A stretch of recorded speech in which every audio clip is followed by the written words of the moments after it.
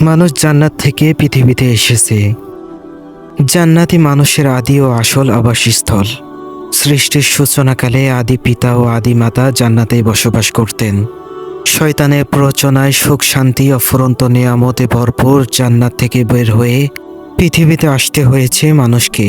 তবে পৃথিবীতে মানুষের বসবাস চিরস্থায়ী নয়। মানুষের পৃথিবীর জীবনকে মুসাফিরের জীবন বলে আখ্যায়িত করা হয়েছে হাদিসে। সফর শেষে সবাইকে যেমন আপন নিরে ফিরতে ব্যস্ত হয়ে যায়, পৃথিবীর জীবন শেষেও ফিরে যেতে হবে চিরস্থায়ী আবাসস্থলে।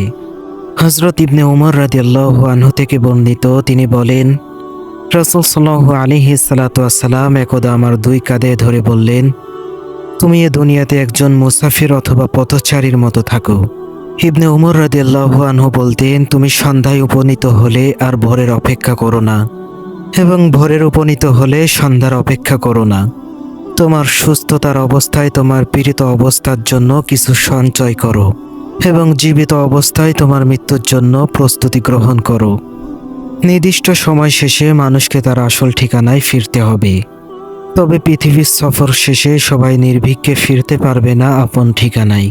পৃথিবীর মোহমায়া অনেকেই গন্তব্যের কথা ভুলিয়ে দেবে।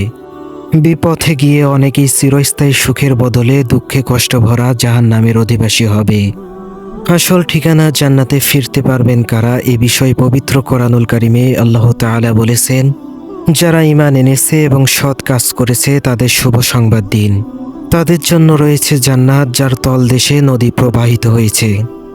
যখনই তাদেরকে ফলমূল খেতে দেওয়া হবে তখনই তারা বলবে, আমাদেরকে পূর্বে জীবিকা হিসেবে যা দেওয়া হতো এ তো তাই। আর তাদেরকে তা দেওয়া হবে সাদৃশ্যপূর্ণ করেই, এবং সেখানে তাদের জন্য রয়েছে পবিত্র সঙ্গিনী, আর তারা সেখানে স্থায়ীভাবে থাকবে। চিরস্থায়ী জান্নাতে যেমন নিয়ামত রয়েছে তা মানুষের কল্পনার বাইরে। এ সম্পর্কে আল্লাহ রাসূল সাল্লাল্লাহু আলাইহি সাল্লাতু ওয়াসসালাম বলেন, আমি আমার নেককার বান্দাদের জন্য এমন বস্তু তৈরি করে রেখেছি যা কোনো চোখ দেখেনি, কোনো কান শোনেনি, এবং কোনো অন্তর যা কখনো চিন্তাও করেনি। এসব নিয়ামত আমি জমা করে রেখে দিয়েছি। তবে আল্লাহ তোমাদেরকে যা অবগত করিয়েছেন, পৃথিবীতে মানুষকে প্রেরণের উদ্দেশ্য তাদের পরীক্ষা করা। যারা পৃথিবীতে আগমনের উদ্দেশ্য মনে করে রেখে নেক আমল করবে, পাপাচার অশ্লীলতা থেকে নিজেদেরকে বিরত রাখবে, তাদের জন্য রয়েছে চিরস্থায়ী জান্নাত। পবিত্র কোরআনে বর্ণিত হয়েছে এগুলো আল্লাহর নির্ধারিত সীমা। যে ব্যক্তি আল্লাহ তার রাসূলের আদেশ মেনে চলবে, তিনি তাদেরকে জান্নাত সমূহে প্রবেশ করাবেন। তারা সেখানে চিরকাল থাকবে, এটা বিরাট সাফল্য। পৃথিবীর জীবন, কবর, কিয়ামত, ফুলসিরাত পার হয়ে একজন মুমিন যখন জান্নাতে প্রবেশ করবে, সেখানে সে তার নিজের জন্য বিশাল রাজ্য ও রাজত্ব দেখতে পাবে। পবিত্র কোরআনে এসেছে, তুমি যখন সেখানে দেখতে ভোগ বিলাসের উপকরণ এবং বিশাল রাজ্য। জান্নাতে অসংখ্য নিয়ামতের মাঝে ডুবে থাকবে জান্নাতীরা।